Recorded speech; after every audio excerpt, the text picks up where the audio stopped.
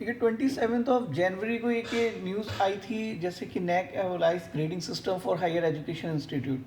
मैं देखता हूँ तो विश्वविद्यालय कॉलेजों ने नैक की ग्रेड की व्यवस्था को समाप्त किया। तो केवल हम हेडिंग देख के ही कहने लगे कि नहीं, नैक ने तो अपना पूरा ग्रेड ख़त्म कर दिया, नैक ने ग्रेड ख़त्म कर दिया, अब तो नैक ईजी है, ये है, नैक सबको मिलने वाला है।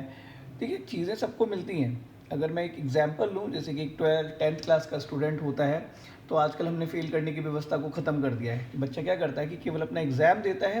एग्ज़ाम देने के बाद में इफ़ ही अचीव 33% मार्क्स, तो हम बोल देते हैं कि हाँ भैया वो पास हो गया। अगर वो 33% मार्क्स नहीं लेकर आता है तो हम क्या बोलते हैं कि अभी उसकी कहीं ना कहीं बैक होगी। फेल नहीं करते हैं, बैक होगी, कंपार्टमेंट होगा, दोबारा से वो उस पर अपियर करता है, पास हो जाता है। पास होने के बाद में हम उसे फिर से आगे बढ़ा देते हैं। बट एक पैरामीटर है 33% मार्क्स का, तो ये चीज़ है। तो यहाँ पे अगर हम देखेंगे नैक ने उसी 27 जनवरी को शाम को अपनी गाइडलाइन भी निकाल दी थी, जो नई मीटिंग्स हुई थी उनकी, उसके अकॉर्डिंग ये था कि उन्होंने बोला कि हमने एक बाइनरी का सेटअप दिया है, बाइनरी एक्रेडिशन का। ये देखिए बाइनरी एक्रेडिशन का, तो बाइनरी एक्रेडिशन का मतलब होता है दो तरीके के एक्रेडिशन, या तो एक्रेडिटेड है या एक्रेडिटेड नहीं है ना, या एक्रेडिटेड होने वाला है। तो अब देखिए नहीं है में तो जब हम लोग जा ही नहीं रहे हैं नैक के लिए, तो हम सब लिख सकते हैं टू बी एक्रेडिटेड, लेकिन ऐसा नहीं है। वो कह रहा है आप हमारे अंदर डेटा को डालिए, डेटा पहले फुलफिल कीजिए, उसके बाद एक पैरामीटर होगा 33%, 40%, 50% जो भी है, उसके बाद में वो आपको बताएगा कि वो एक्रेडिटेड है कॉलेज या नहीं है, मतलब कि होने वाला है, टू बी एक्रेडिटेड, ठीक है ना, आइदर एक्रेडिटेड नॉट एक्रेडिटेड। उसके बाद में उन्होंने बोला कि हम एक नया सिस्टम लेके आ रहे हैं, maturity based graded accreditation. Maturity based मतलब धीरे धीरे level 1, level 2, level 3, level 4 and level 5। जैसे कि हम यहाँ देख रहे हैं लेवल जो 5 है हमारा, लेवल 5 है, तो उसमें हमें दिख रहा है global excellence for multidisciplinary research and education. तो वो 5 वाले ग्लोबल एक्सीलेंस में है। तो भैया 4th वाले कौन है? ऑब्वियस बात है 4th वाले नेशनल मतलब एक्सीलेंस पे होंगे, 3rd वाले थोड़े और, बट हम डायरेक्टली अप्रोच नहीं करें। तो पहले हमें बाइनरी के लिए जाना है, बाइनरी में जब हमें एक्रेडिटेड मिल जाएगा उसके बाद हम लेवल 1 के लिए ट्राई करेंगे।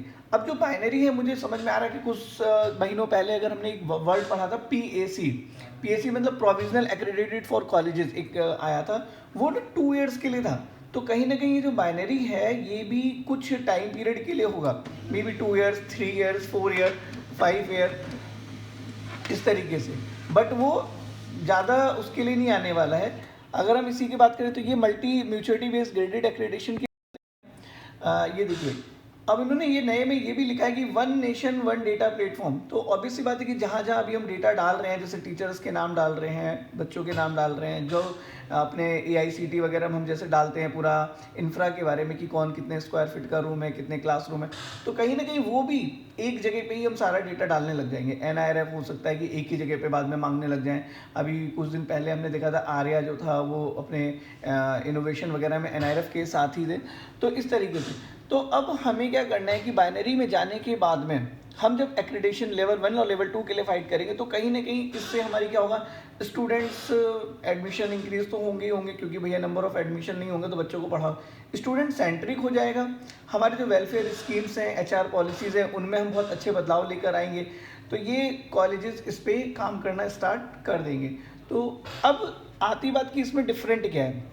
देखिए आने वाले टाइम में अगर हम बात करें तो ये सब ना जो काम होगा ये प्रोसेस पे होगा कि आप लोग ये सब करते कैसे हैं, करते हैं ये अच्छी बात है, बट करते कैसे हैं ये बताइए। जैसे हम करते कैसे में जाएंगे, जब हम कैसे बताएंगे तो काम भी होगा।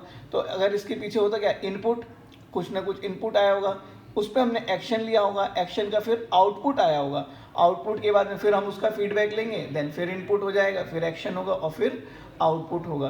तो नई पॉलिसी में या नए इस जो अमेंडमेंट किया है उसमें कहीं ना कहीं बहुत अच्छा सुधार होने वाला है।